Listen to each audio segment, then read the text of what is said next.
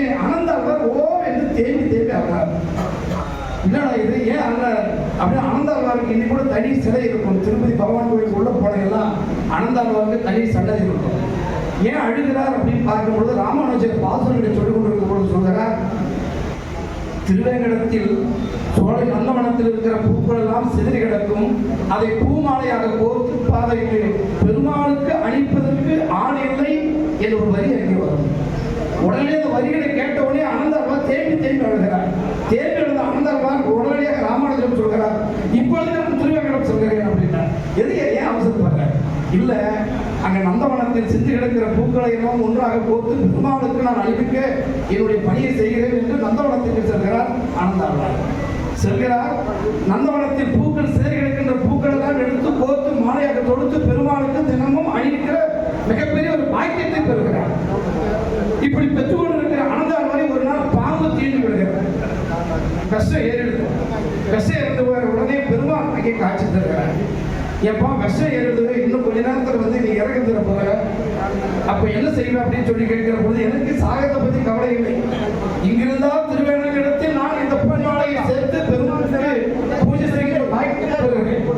ஒருவேளை நான் மரணம் செய்து விட்டால் அங்கே ஸ்ரீ வைகுண்டத்தில் நான் வந்து இதே பணியை பெருமாளுக்கு செய்வேன் அப்படின்னு இருந்தாலும் செய்வேன் என்று சொன்ன அந்த அனந்தாழ்வாரை போன்று இன்று நம் ஐயார்களை எல்லாம் ஒன்றிணைத்து திருப்பதி திருப்புரை என்றதை 19 ஆண்டுகளாக மிகப்பெரிய ஒரு சகப்தத்தை படைத்து நம்முடைய விஸ்வ பரிசுத்தின் மூலமாக இந்து தர்மார்த்த சமிதியினுடைய அந்த அடையாளத்தின் சார்பாக ஆண்டுதோறும் குறிப்பாக இன்று அக்டோபர் 2ஆம் தேதி திருப்பதி பகவானை தரிசிக்க திருப்பதி திருப்புரை புறப்பட போகிறது. திருப்பதி திருப்புரையினுடைய மிகப்பெரிய ஒரு வாக்கியம் என்ன அப்படின்னா, நம்ம ஜீரா சொல்லுவார், பெருமாளை இந்த புரட்டாசி மாசத்துல நேரடியாக போய் தரிசனம் காண்பது என்பது சாதாரண விஷயம் இல்லை. ஒதுங்குவதற்கு கூட இடமில்லாமல் ஒரு சூழ்நிலை.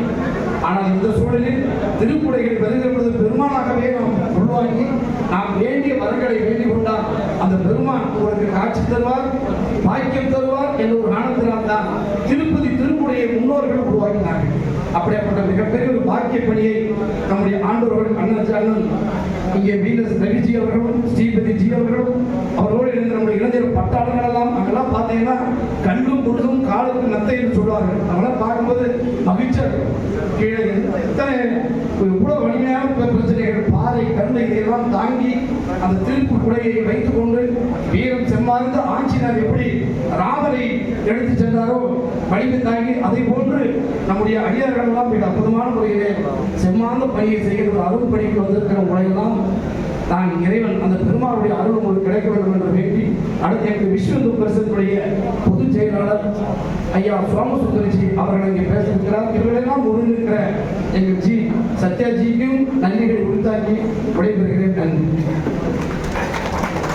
அந்த வழிகாட்டுதலுடைய நெறிமுறைகளின்படி நம்முடைய வாழுகின்ற ஆதி சங்கரராய் நாங்கள் எல்லாம் போற்றி வணங்குகிற எங்களுடைய மாணவி எஸ் வேதாந்தஜி அவருடைய ஆசியுடன் அவருடைய சீடராக இன்று இந்திய தேசம் முழுவதும் ஆன்மீக பணிகளை வழிநடத்தி நெறிப்படுத்துகிற ஆற்றமிக்க எங்களுடைய ஆன்மீக செம்மல் ஆர் கோபால்ஜி அவருடைய அந்த தலைமையிலே ஆண்டுதோறும் மக்களை ஒருங்கிணைத்து பெருமானுடைய அந்த தரிசனத்தை காண்கிற ஒரு அருந்தவ பலனை ஒவ்வொரு நாளும் நாம் பெற்றுக் கொண்டிருக்கிறோம்.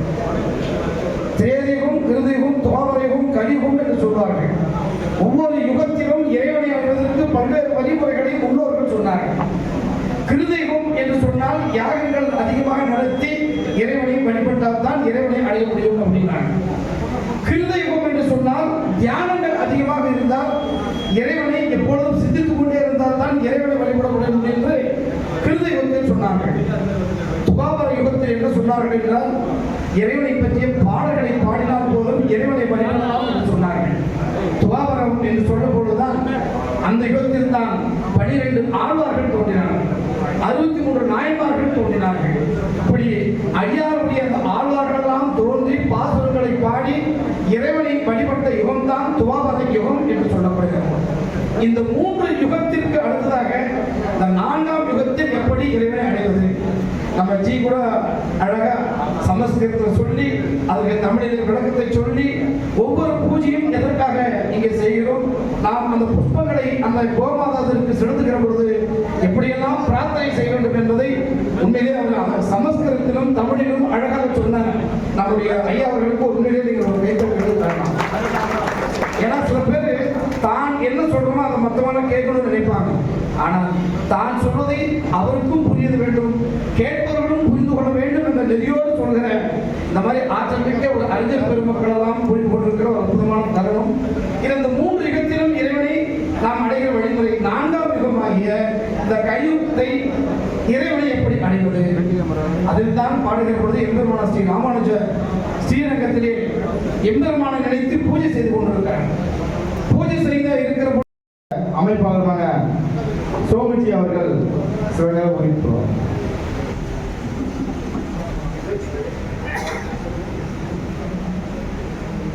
ஓங்கி உலகளந்த உத்தமன் பேர்வாடி நாங்கள் நம் பாவைக்கு சாற்றி நீர் ஆடினால் தீங்கின்றி நாடெல்லாம் திங்கள் ஆடி பெய்து ஓங்கு பெறும் சன்னல் ஊடு கயடுபட பூங்குவளை கோயில் பொறிவண்டு கண்டெடுப்ப நீங்காதே முக்கிருந்து தீர்த்த முளைவெற்றி வாங்க குடலிழைக்கும் வல்லல் பெரும் பசுக்கள் நீங்காத செல்வம் நிறைந்தேலோ என்பாவாய்.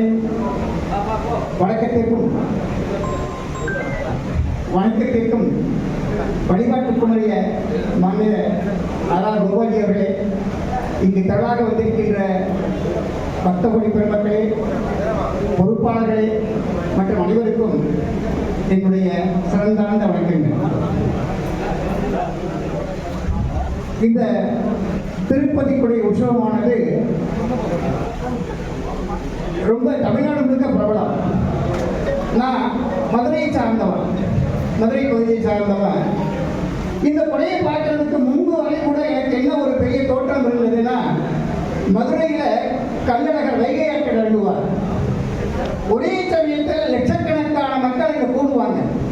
இதுதான் தமிழ்நாட்டில் மிகப்பெரிய விழா நினைச்சிட்டு இருந்தேன். ஏன்னா கிட்டத்தட்ட ஒரு 20-22 வருஷம் நான் தொடர்ந்து அந்த விழாவை பார்த்த காரணத்தினால தமிழ்நாட்டில் இருக்க தெய்வீக விழாக்கள்ல இதான் மிகச்சிறந்த விழா, மிகப்பெரிய விழா நினைச்சிட்டு இருந்தேன். ஆனா திருப்பதி கொடையை பார்த்த பிறகு தமிழ்நாட்டின் மிகப்பெரிய ஆன்மீக விழா எதுனா அது திருப்பதி கொடை. ஏன்னா அங்க ஒரே நேரத்தில் எல்லாரும் ஒன்று கூடி கலைந்து போயிடுவாங்க. ஆனா இங்க அப்படி இல்லை. நகரத்தினுடைய பெரும்பகுதி விழாக்கோளம் கொண்டு கண்ணுக்கு மிக அற்புதமான காட்சியா லட்சக்கணக்கான மக்கள் பங்கேற்கின்ற இந்த பெரும் விழா தொடர்ந்து நடைபெற்றிருக்கு. ஆனா விழா நடத்தினோம், அதோட கலந்து போய் அடுத்த வருடம் சந்திக்கிறோம். உண்மைதானே? அடுத்த வருடம் நம்ம இந்த விழாவுக்கான ஏற்பாட்டுக்காக மட்டும்தான் சந்திக்கிறோம். கொஞ்ச நாளைக்கு முன்பாக நாம் ஒரு ஆர்ப்பாட்டம் ஏற்பாடு செஞ்சிருந்தோம். நம்முடைய சத்யாவுடைய பெரிய முயற்சியில ஒரு ஆர்ப்பாட்டத்துக்கான ஏற்பாடு இருந்தது. கிராம கோவில் பூஜாரிகளுக்கும் அதோட சில கோரிக்கைகளுக்காக நம்ம அந்த ஆர்ப்பாட்டத்தை வச்சிருந்தோம். ஆனா ஏதோ எண்ணிக்கையில் ரொம்ப குறைஞ்ச அளவு தான் நம்ம அதில் கலந்துக்கிட்டோம். அவர் பெரிய முயற்சி பண்ணார், துணை கமிட்டிகள்லாம் சொன்னார், எல்லாத்தையும் கூப்பிட்டாரு. ஆனால் அந்த எண்ணிக்கை ரொம்ப வருத்தத்தக்க எண்ணிக்கையாக தான் இருந்தது. இன்றைக்கு சமுதாயம் எப்படி இருக்கு நீங்க கொஞ்சம் சீர்திருத்தி பார்த்தீங்கன்னா, திருப்பதி பிரசாதத்திலே கலப்படம் நடக்கிற அளவுக்கு திருட்டு போய்விட்டது இந்த சமுதாயம்.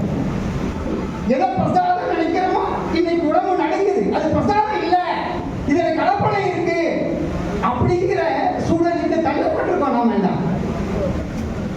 ஏன்? தெய்வத்தின் மேலே இருக்க நம்பிக்கை குறைஞ்சு போயிடுச்சு, பண்பாட்டின் மேலே இருக்க உறுதிப்பாடு குறைஞ்சு போயிடுச்சு. இதுதான் காரணம். நான் எதை வேணாலும் பண்ணுவேன், பிரசாதத்தோட கலப்படத்தை கலப்புவேன், அதனால எனக்கு ஒரு தீமையும் வராதுங்கிற அந்த உள்ளார்ந்த எண்ணம் தான் எனக்கு அதையெல்லாம் பண்ண சொல்லுது. சரி, இந்த விழா காலங்காலமா அப்படியே போயிட்டே இருக்குமா? உறுதியா சொல்ல முடியுமா? யாருக்காவது சொல்ல முடியாது. ஏன்னா அண்மையில வங்கதேசத்தில் வந்த நிகழ்ச்சிகள்லாம் ஒரு கண் முன்னாடி தெரியும்னு நினைக்கிறேன். அங்க இருக்க இந்துக்கள் தாத்தா பாட்டம் மூட்டை நாட்கள் வாழ்ந்தவங்க.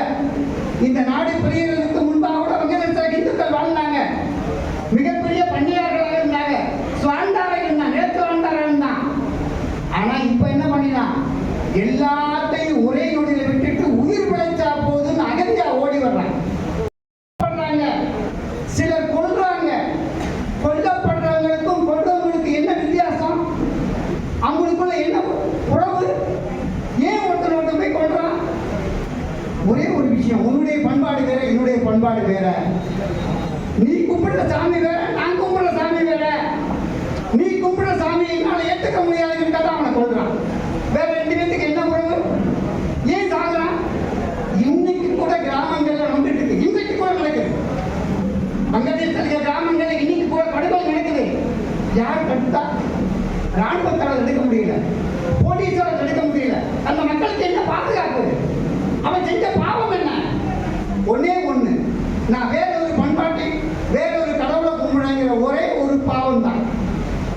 அன்னையில நான் திருச்சிக்கு போயிருந்தேன். அங்க நம்முடைய நண்பர் கடை, ஒரு கடை இருக்கு. அவர் சைக்கிள் விற்கிற கடை.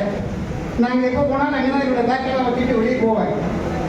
அந்த கடை எப்படின்னா, அந்த ஸ்பேர் பார்ட்ஸ் எல்லாம் ஒன்றா சேர்த்து சைக்கிளாக விற்பாங்க.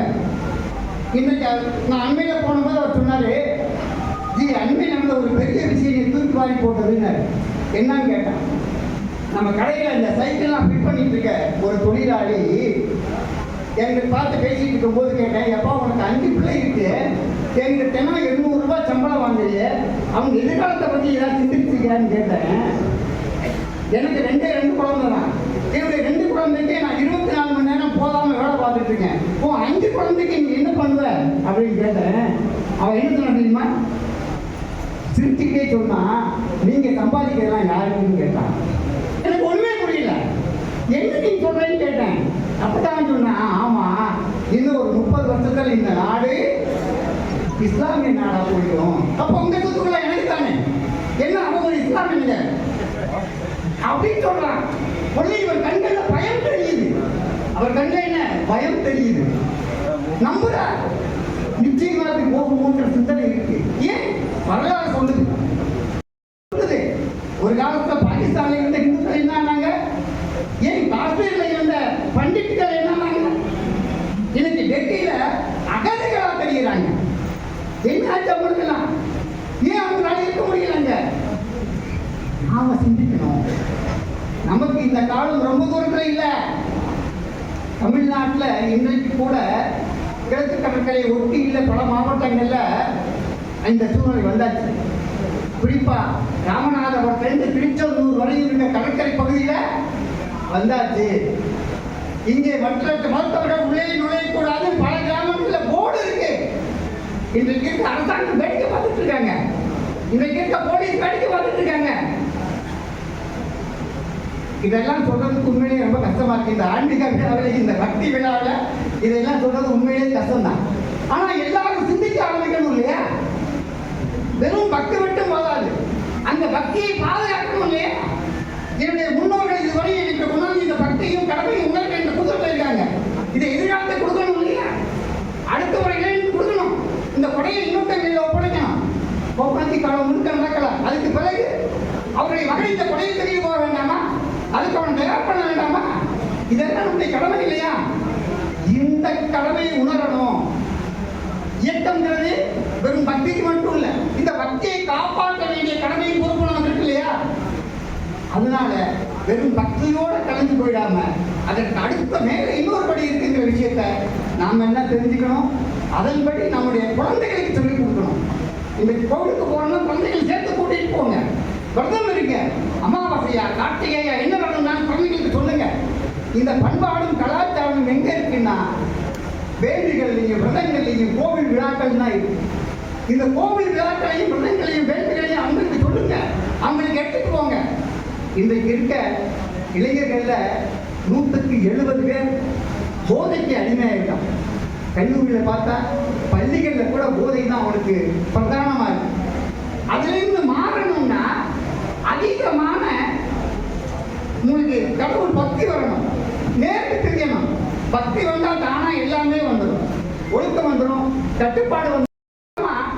இந்த நாட்டில் பக்தி இல்லை, கடவுள் இல்லை, இந்த நீதியை நம்பாத, நேர்மையை நம்பாத, தர்மத்தை நம்பாதன்னு சொல்லி சொல்லி சொல்லி சொல்லி குழந்தைகள் உள்ளத்தில் இந்த கொஞ்ச நெஞ்ச உணர்வெல்லாம் உறிஞ்சி எடுத்துட்டாங்க.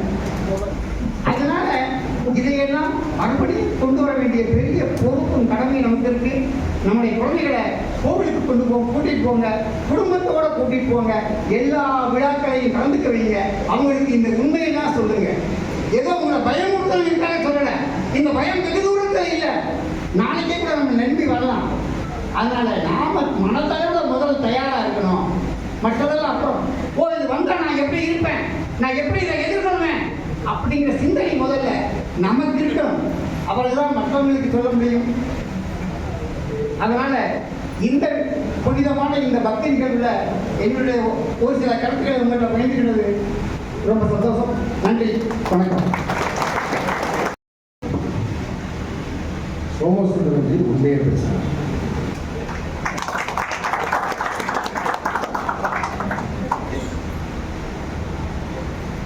சொன்னார் அதிகமாக பேசினாச்சுன்னா நம்மளால கொஞ்சமாவது தடுப்பூசி போடுங்க, இல்லைன்னா நாசமாக போயிடும். கொரோனாவுக்கு தடுப்பூசி போடுற மாதிரி ஒரு டோஸ் 2 டோஸ் போடாது, பூஸ்டர் டோஸ்ல 2 போடணும்.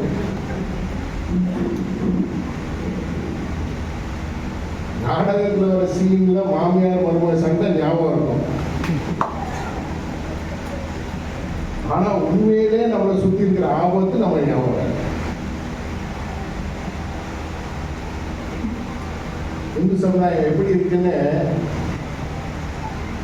சின்னதா ஒரு கதை சொல்றேன். எனக்கு தெரிஞ்ச பாணியில சொல்றேன். நல்லா இருக்குமான்னு எனக்கு தெரியாது. இந்துக்களை தீய சக்தியை தொடர்ந்துக்கிட்டே வருது. ஒரு இந்து ஓடுறான், ஓடனே ஒரு பாழடைஞ்ச கிணறு இருக்கு. கிணத்தை பார்க்கறா, உள்ள கண்ணாக கூட்டம் இருக்கு. ஐயோ கிணத்துல விழுந்தாரு. நம்ம தொடர்ந்துட்டு வந்தது ஒரு தீய சக்தி. நம்ம கேரக்டரா ஒரு வேட்டையாடக்கூடிய ஒரு புலியாவே வச்சிருக்கோம். ஒரு புலி தொடர்ந்துட்டு வந்துச்சு. அதுக்கு உயிர்த்தா முடியும். கிணத்துல விழுந்தா கருணாக கொத்தி இருக்கும். அப்பதான் பார்க்கறான் ஒரு மரத்திலோட வேர் அளம், அதை பிடிச்சிக்கிறான். அதை பிடிக்கும் போது என்ன ஆகுது, அதுக்கு மேல இந்த வேர் ஆடும் போது அதுக்கு மேல தேன் கூடு இருக்குது. அதுல தேன் சொல்லுது. அந்த தேன் சொல்லிட்டு வாயில போட்டாலும் அந்த ருசியில அவனை கருணாகத்தையும் மறந்து போயிடுறான், தொடர்ந்து அந்த புலியும் மறந்து போயிட்டான். இதுக்குள்ள பார்த்தா ஒரு பரிச்சாங்க அங்க என்ன பண்ணுது, இந்த வேரை கடிக்குது, அவன் நெட்டி விடுறது.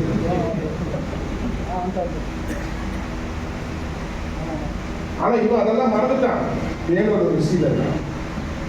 இப்ப எது என்ன கேரக்டர் சொல்லிட்டு அவங்களுக்கு துரத்திட்டு வந்தது யாரு? ஜிகாதிய தீவிரவாதிகள். கருணா கூட்டம் யாரு? மாட்டா போட்டு தந்ததுக்கு கிறிஸ்துவ மிஷினரிகள். தொங்கிட்டு இந்து தேடுகிற டாஸ்மாக குடிச்சுட்டே இருக்கான்.